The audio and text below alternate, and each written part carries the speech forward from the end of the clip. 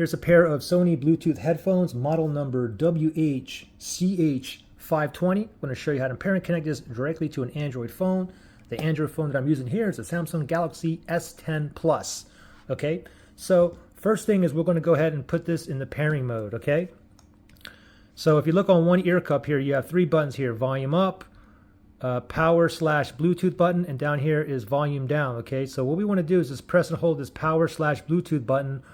Keep holding it until the LED here starts blinking blue, blue, blue, blue, blue, blue, which indicates that it's in pairing mode. Okay, so we'll do it together. They're currently off. Here's the power button. Ready, set, go. Press and hold. Just keep holding. Just keep holding and wait till you see blue, blue. Holding still. Oh, blue, blue. Let go. Blue, blue. Now it's in pairing mode. Okay. Now, if your phone is close to here and you get a little window pop up, you can go and connect from there. If not, just simply go to your settings here. And then we want to go to connections where it says Wi-Fi, Bluetooth.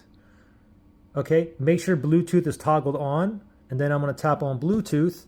And now it's searching for devices that are in pairing mode near me. I have to go under here, under available devices. Okay, and it just showed up here, it's still in the pairing mode. And we popped up here, the WH-CH520. Let's tap on that right there.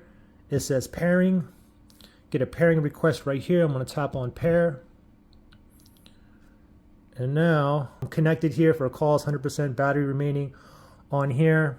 And then you can always tap on the settings right there and you can see the calls, audio, and all this other stuff on here as well. So we're connected and ready to go. Now the thing is, if you guys aren't able to connect or you can't pair, or if you have any other issues, you can always reset these headphones as well. If you need to do that, look in the link below.